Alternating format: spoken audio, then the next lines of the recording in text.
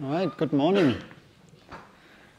Welcome to the next lecture for Inf 3331 and Inf 4331.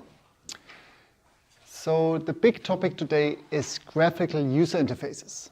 So I want to show you how you can go from a script that is run on the command line, and maybe the command line isn't really accessible to many people, how you can convert such a script to something that has a nice graphical user interface that other people can use. And so, of course, there's many different options, but I would like to show you how you can make a user interface based on the HTML format that we typically use on the web. So in other words, we create a web application. We make a web application out of our script.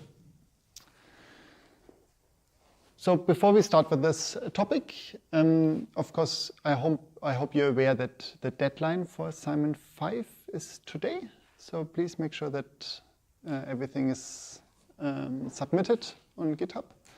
And I also should say that I'm really sorry about the delayed corrections for assignment 4. So I guess some of you hopefully have heard back from assignment 4. And everyone who hasn't got yet, we will make sure that this happens as quickly as possible and that in the future you get your responses faster. So I'm not happy how we handled it this time. Okay, but so now after assignment 5, there will be a 1-week peer review again. And this peer review will be different to the one that you had last time. So last time you wrote a LaTeX report, right? You looked at the other students' repository and you kind of wrote a document and took your feedback on how that code can be improved. This is not how people do it nowadays in practice. So if you go to a software company, nobody writes LaTeX documents to propose how the code can be improved. And nobody also writes Word documents on how the code can be improved, right? So really what happens in practice is that there's a more specialized pipeline for improving code based on reviews. And that's called, the entire concept is called a pull request. And this idea is presented here on the slide. So essentially, the way it works is that one or a group of people develop their code, and then at some point they're happy and we can say, okay, maybe we can go through a review. Or maybe someone else wants to make an improvement to the existing code base. So let's say I want to make an improvement to an existing code base, or maybe I want to review someone else's code. So what I do is I create a fork. A fork is essentially a copy of the other student's repository. And the reason why I create a copy is because I might not even have write access to the original code. Right? Maybe we're talking about the Linux kernel. I don't have write access to the Linux kernel, but I still might want to contribute to the Linux kernel. So what I do is I create a fork, a personal copy of that repository under my own username. And in my personal copy, now I have write access, and I can do whatever I want with my copy. In particular, I can implement the code improvements. And so essentially what I do is I work on my own copy, on my own fork, and implement the changes and commit them to my own copy, to my own fork. And once I'm done, I create a pull request. A pull request is essentially an offer to incorporate my code changes into the original code base again. And that's called a pull request. So I'm requesting to pull my changes into the original code base. And of course, at this point, there's some discussion necessary, because maybe the Linux kernel developer don't agree what I've been implemented. Maybe they say, well, I mean, the overall idea is good, but here you need to do some changes, or this code line hasn't been done correctly. And only after all parties agree, the pull request is being accepted, and all my code changes are then being merged into the official code base, and then the development continues. And so this is how software development works in practice now. And so if you look at the big GitHub repositories that you find on GitHub, you'll see that every project has many, many forks and pull requests going on simultaneously. And different people are assigned to handle these pull requests one after the other. And some of them are declined, and some of them needs further work, and so on and so forth. So we will use exactly this concept, but on your students' repository. So what you will have is you will get access to 3 other students' repository, and then you will create a fork. Then you have a copy of that student's repository. You will implement improvements, and this is now different to the previous reviews. So before, you only suggested what could be changed. Now you actually have to go in and implement these changes. So you actually improve the other student's code, and then you create a pull request. And so we will not do this discussion. So you don't have to discuss with the other student if your improvements should be included or not. If you want, you can do that, but it's not part of the exercise. The important part is that you create a fork, you implement the code changes, and then you create a pull request.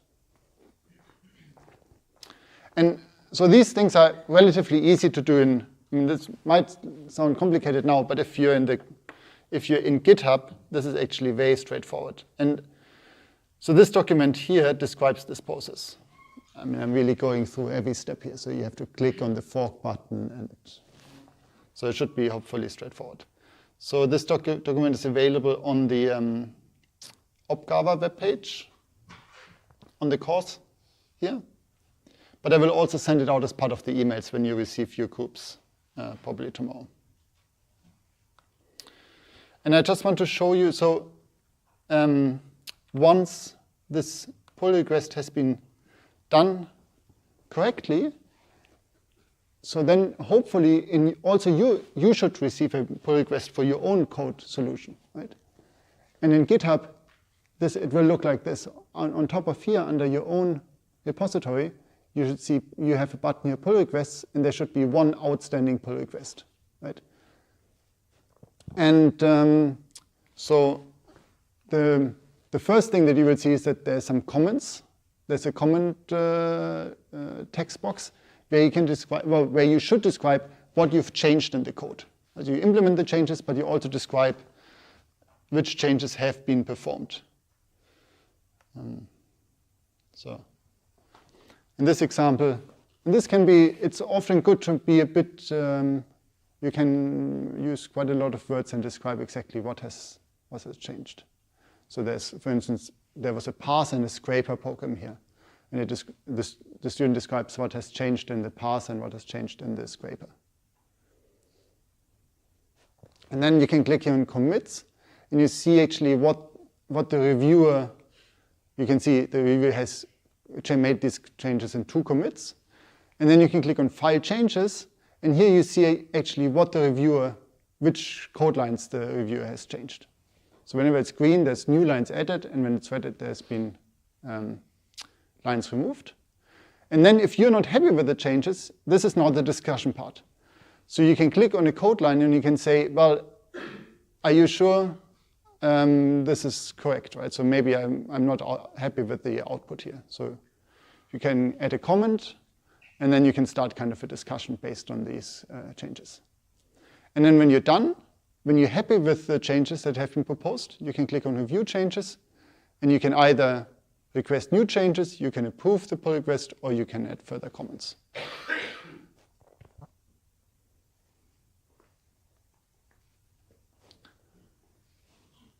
Yeah, I think that was it.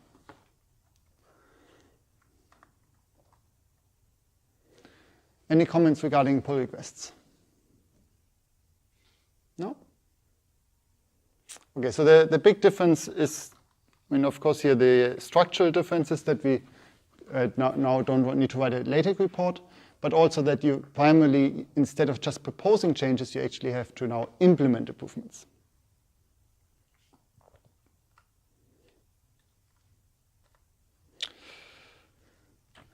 Okay, then we continue with our main topic today. So we want to create a graphical user interface for our program. And in principle, you have many different options if you have a script and you want to have a graphical user interface for it. So if you want to create a traditional desktop application, then good choices would be, for instance, PyQt and WXWidget. So if you want to go this path, then I suggest that you look into these libraries. But for us, we want to create a web applications instead. And there's various different advantages why you might want to choose a web application. One is, for instance, that the user doesn't need to install anything. Right? You just need to go to a certain web page. It works typically on many, many different devices, so independent on the operating system, or maybe even on mobile devices or tablets. So in a way, you end up with a very, very flexible program once you have a web interface. So in order to be able to program a graphical user interface for the web, we need to learn the language of the web. And the language of the web is called the hypertext markup language. And it's essentially a text format very similar to what we used in LaTeX, but just for the web. And when you write a HTML document, this is what this hypertext markup language document, you can open it up in any browser. And this could be on your mobile phone, but it can also be on your computer or on someone else's computer. So we need to have a rough idea how these HTML documents look like. And here's a simple one. Here's the simplest HTML document that I could come up with. So essentially, if you take this text here and you store it as a file index.html and open it up in a web browser, then it looks like this. So here I have the HTML code just copied into a file, and then here I've opened it up in a text editor. And so the first things that you might recognize is here on the top, we have something called app name, and you recognize that this is the text that I've typed in here as the title in the header section. And then also we have something that looks like a body, and this will contain the main content of the page. And here you see I have this text string hello world, which is also displayed here on the web, in the web browser. But there's a lot of describing text that is not part of the end result, right? So this body and p and so on and so forth. And these text blocks here describe how the text should be displayed. And I will go through this in a second. So for instance here, right? So this title section indicates that this app name should appear on the top of the browser, while this body section indicates that it should appear on the main page of the browser.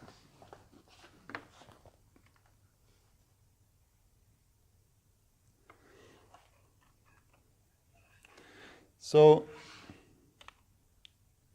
the general syntax is that in any HTML file, you have these tags, and the tags always start with these sharp brackets and then closed sharp bracket. For instance, here we have sharp bracket body, closed sharp bracket, and then we have something is inside. And then so for most elements, actually, we have a tag pair, meaning that we have one tag name and then some content, and then we have a end of this tag name, right? And it's a sharp bracket slash, and then the tag name sharp bracket. This is, for instance, here the body. Body starts here, and then body ends here with a slash. And the same here with the p. P starts here and ends here.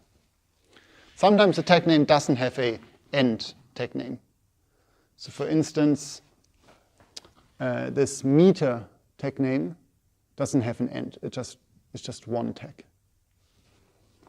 So it depends on the tag name itself if it has an end or not. And then you can also have attributes to each tag. So this is shown here, for instance, for the meter tag. You can have parameters that you pass into the tag. So here I have this meter tag, and I say the characters should be UTF-8.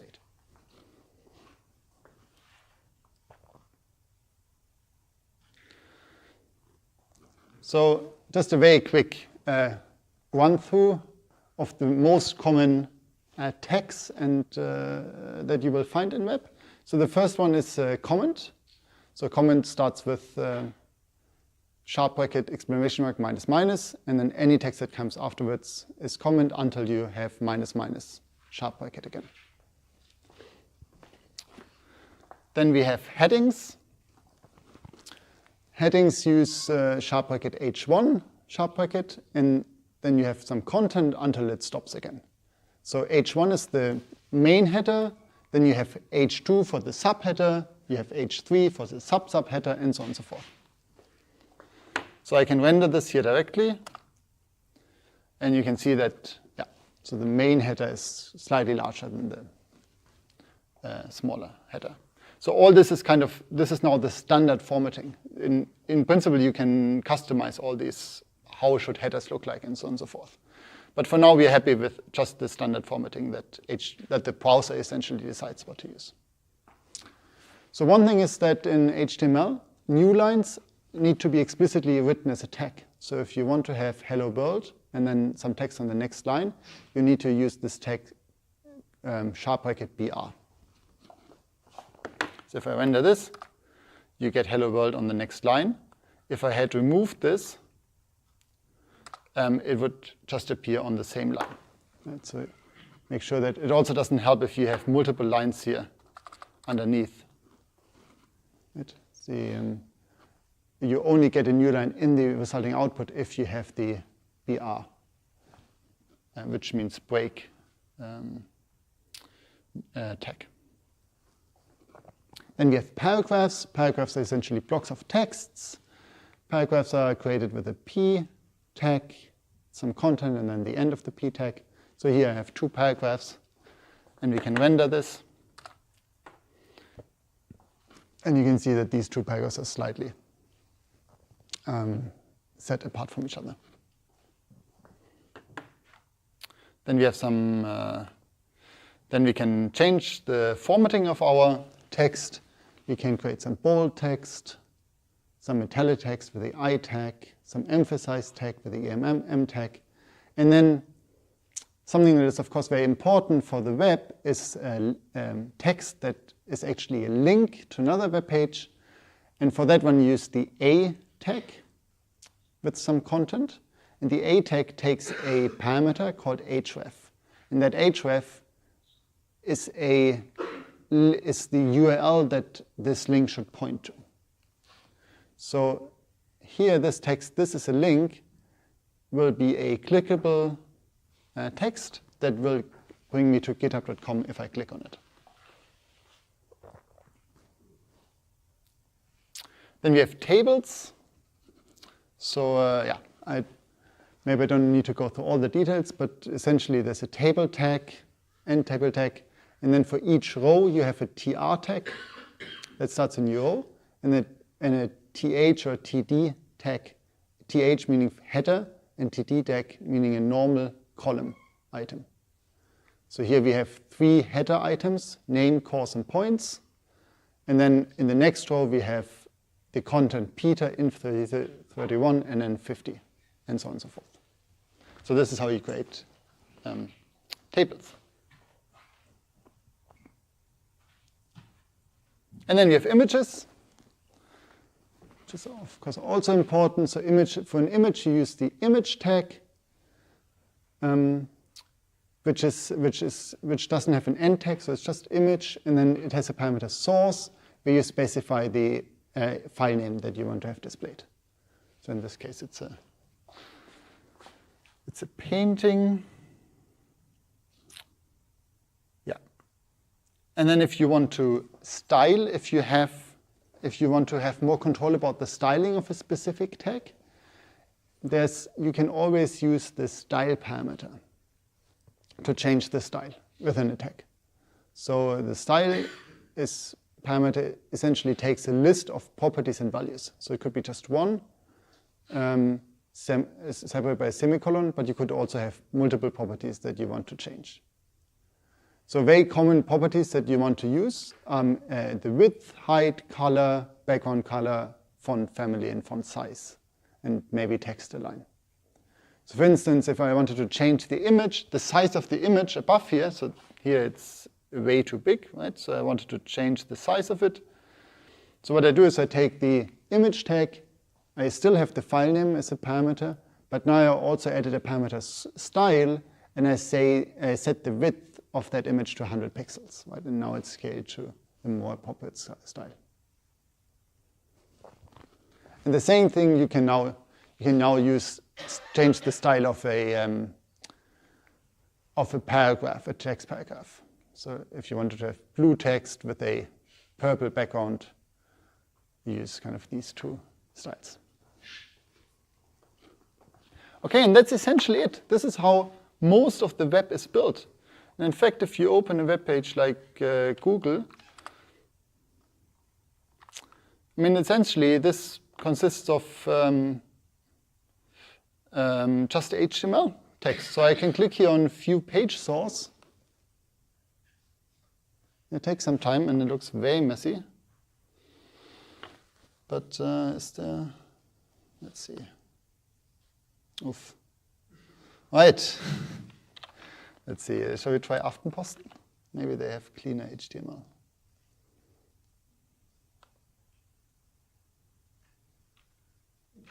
Right, so, I mean, here, if you look at this is the Aftenposten website. Right. Most of these things some of these you already know now. So we have kind of our header section up here, and there's a lot more meter tag names here now. But then if you go down, at some point there's some script part here. But here's our body. Here's where the main part of the web page starts. And then you see they have some parameters here. They use some classes and so on. But down here, for instance, they have a link. Right? So here's our A tag, and they have an href attribute here. This seems to point to go to the home page of Aftenposten again. And then, yeah, it goes on and on and on. So of course, this is a very complicated web page. But the structure is exactly the same. So that is the language of the web. But of course, it's quite boring if we just write these. I mean, just writing these HTML documents, that's just a static document, right? Of course, we could. I mean, that's essentially just like writing a Word document and a LaTeX document. So this entire concept becomes much more powerful if we instead let our script generate the HTML document on the fly, because that allows us to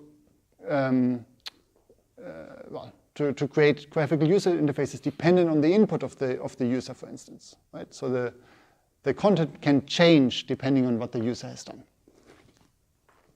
And so in order to be able to, so the program that generates these HTML documents is called a web server. The web server is essentially the task of a web server is to listen to requests from the user and then generate HTML documents on the fly. And so this is essentially the main part that we need to do today. So program a web server in Python. And so the main pipeline that we will use, or that also the web uses, is the following. So you have a user on the left that goes to a specific web page, and this will be the web address of our web server. And then by clicking return here in the browser, he makes a so-called HTTP request. So he is requesting a specific document from the web server. So our web server will be a Python implementation, and he will or she will get the HTTP request and generate HTML content. And that HTML content will be then passed to a HTTP response back to the browser and will then be displayed. And that essentially will go in a loop. Right? So once we've got this displayed, maybe there's some new links, and then the user can click on these links, and again, you get a HTTP request to the server, and so it goes in loops.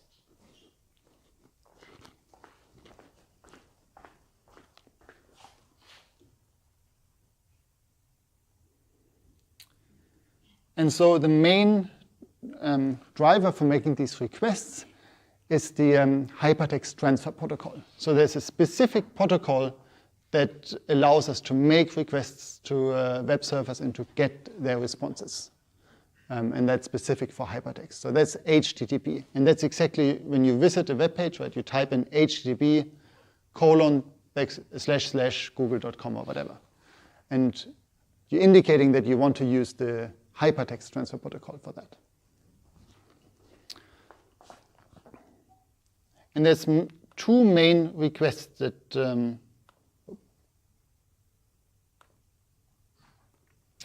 two HTTP requests that we will be using. There's the GET request and the POST request. So the main difference between them is that the GET request asks for data from the server. So for instance, if we want to get the HTML for information for a specific page, then we make a GET request.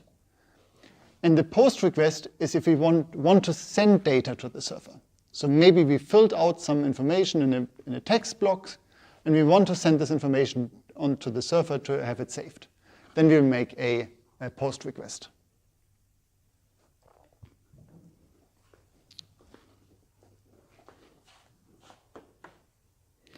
I can show you a very basic example of a GET request.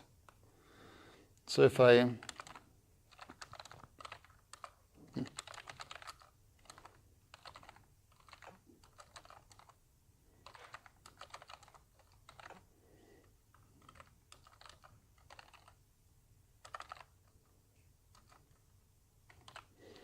I have this simple web server here called helloworld.py. And now you can see the server is now running and it's listening to that specific IP address. And now I can make a manual request. And so I could use the web browser, but just to demonstrate what's going on, I'm using a program called curl. And so curl now I made a request to that specific address, and curl now shows me in plain text what has been sent as part of the request and what I got back. And so there's a lot of technical details, but it's not so important. I just wanted to show you, whenever we have these brackets to the right, this is the information that has been sent to the server. So you can see here a GET request was being made to that URL, which is just / which is just the root URL. Here's kind of the version information, so it was HTTP 1.1 was used, and this is the target, the server address that has been used.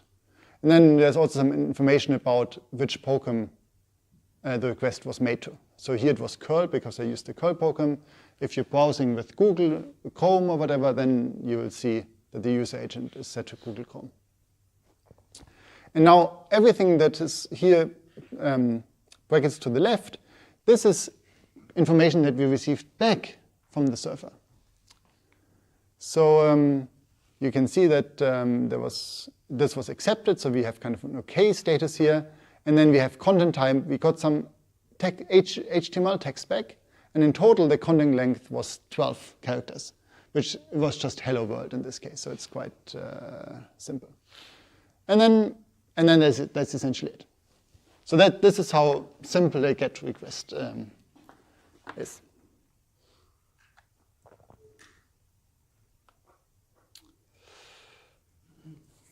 Okay, so let's make a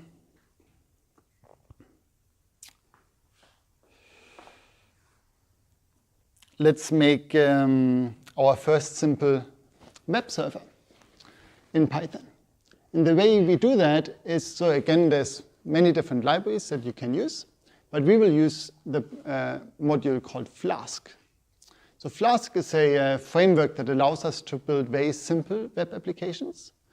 And you might want to use Flask, for instance, if you want to build just a static website like a blog or a private homepage.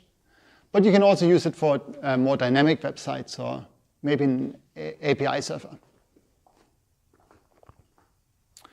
And so Flask itself is very simple. So it essentially just gives you a web server and a debugger for your server. It has a somewhat integrated support for unit testing. It's open source, but it has no advanced features for web programming. So for instance, there's no abstraction layer for databases, and there's no validation programs for checking that the input that the user provided is syntactically correct, and so on and so forth. So for these, you would have to implement them yourself or use other libraries.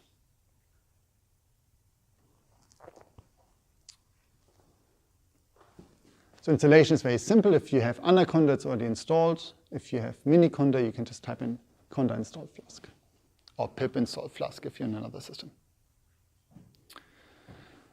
So here's our very first web server. It consists of 2, 6, 7, 8, 9 lines. And it's fairly straightforward. So yeah, I go through this now in step by step, but I just want to run it first and show you what it does.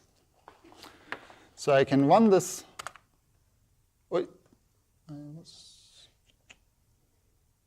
Okay, address already in use.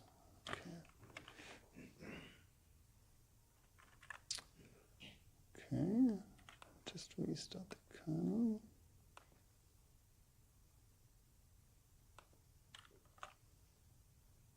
Oops. Okay, sorry about that.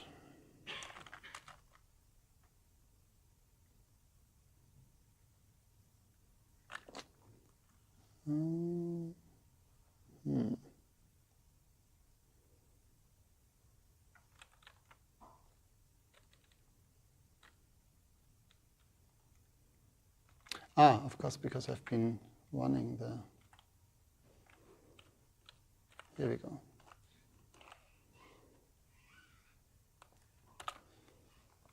Okay, so if I run this program, you can see again this web process. This is what it returns. So I just say it's running on the specific address. And so now I can open this address in my web browser, and I get the text "Hello World," which is great. So let's see what actually happened line by line. So in the first 2 lines, I imported the module Flask, and I created a new web application by instantiating a Flask object. And so here, this name attribute, you can essentially always use __name __, except if you want to have multiple Flask applications running on the same in the same Python program. The more important parts now is where we create our function here that returns the content of the web page. So you can see we have a root function here, and that the return text is essentially exactly what will show up on the what will be returned. This is the generated HTML document. In this case, it's not really HTML document, but just some text. But in principle, you should write HTML code in here. Now, the important part is this decorator in one line above that function. And this decorator is a Flask decorator that tells Flask when this function should be called. So essentially, by adding app.root/, now the Flask server knows whenever you want to access the web site that is just /, then execute this function here and return the generated content to the web browser. Okay? And then at the very end, I essentially just call app.run to actually start the web server. And that's it. And of course, I'll show you some more examples later on. So just one thing to keep in mind is when you make changes to your web server code, you normally have to restart the server in order to make these changes happen in the web browser. Except if you call app.run's debug equals true, then the server will automatically restart when you make changes to the source code. So when you're developing your web server, you typically want to have this flag debug equals true. The second important parameter is the host parameter. So by default, your web server, when you start it, is only listening to requests from your own laptop or computer because of security reasons. So your web server will not be exposed to the entire network. But once you're in production, right, maybe you shouldn't use this in production anyway, but once you're in production, or maybe you want to make your web application accessible to everyone in your own network, if you want to do that, you need to choose this parameter host equals 0000. Once you've done that, the web server will accept connections from any of your network devices. Of course, this is might be security risk. Right? So maybe you've written your web application in an insecure way and your Python program ends up deleting some files and so on and so forth. So then other people in your network can delete files on your laptop. So you have to be aware of that.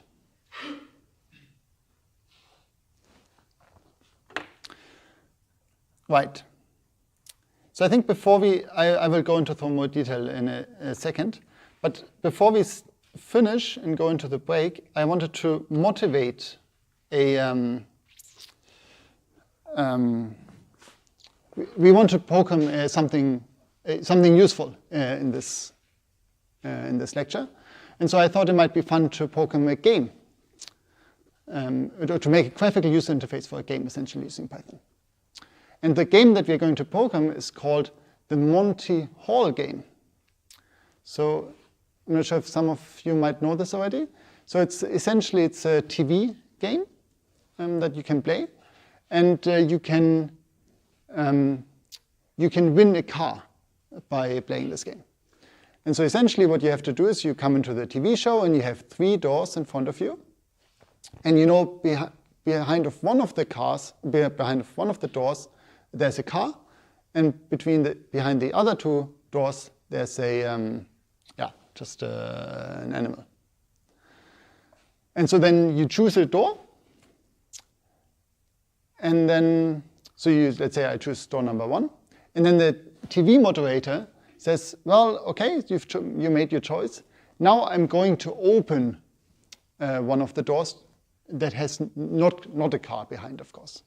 So then the TV moderator goes ahead and opens, let's say, door number 3, and indeed there's no car behind. And then he gives you a choice. He says either you stick to your door number 1, or you can switch to door number 2 in this case. And so you make your choice. You either stick or you stay. And then the TV moderator opens the door, and if the car's behind, then you get the car, and otherwise you get the animal. Okay, so it's a very simple game. And so the key question is, what is your best strategy for winning? Or does it maybe not matter at all? Right? So because you can first make a choice which door you should choose, but then after the moderator opened the door, you can either stick to the door or you can change the door. And so the question is, does it matter if you stick to the door, or should you maybe change? And so in order to collect some initial data, I suggest that we play this game a few times to see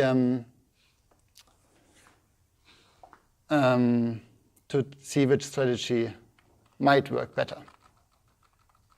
So what I will do is I will create a table here, and we say changed and not changed.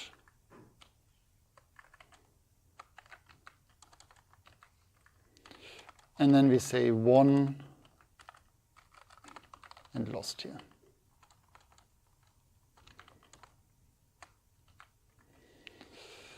Okay. So now maybe I should write down the, is this? No.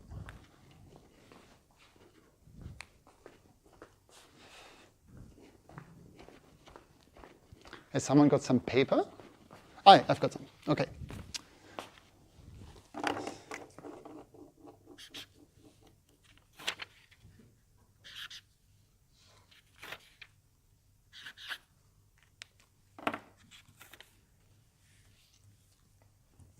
Okay, so who wants to? So I pick a winning door here. Who wants to play once? Yeah, which door do you pick? That was number 1. Yeah. Yeah, you can bring it back up. Okay, you pick number 1. I open door number 2 and tell you that there's no car behind. What do you do? You want to change? You go to number 3. Okay. And you've won the car. Congratulations. So you changed and you won. Okay. Let's see. Let's play again. Who wants to play next?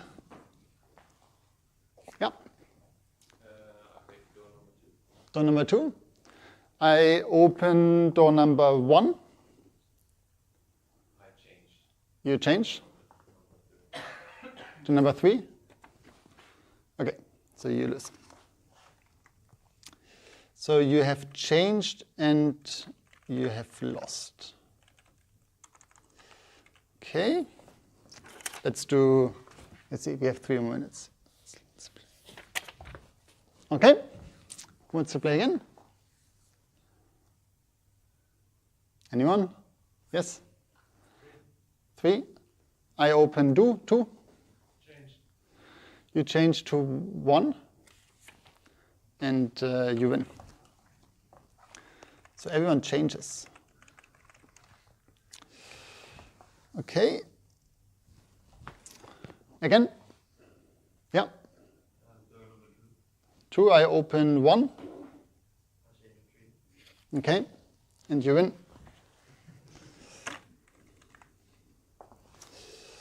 Okay, let's do it once more. Yeah. Anyone? Come on. Yeah. 3. Okay, I open 2. Change. To 1. Okay, and you win. Okay, let's see. Okay, once more. Yeah. 2. Okay, I open 1. Change to 3. Okay, you lose. Yes. Okay, shall we do one more? And we go to break. Who wants to play? Yeah. Number 2. I change to, I open 3. Stay on number 2. Okay. Was 1. So you lost.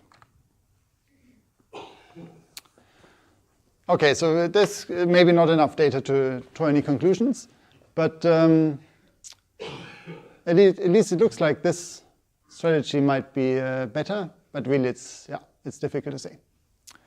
But so in the next part of the lecture, we will actually implement this as a web server and then hopefully play it with games with everyone. And then we will have more data points that we can compare to. But yeah, we'll do that after the break, so we start again at 1:15.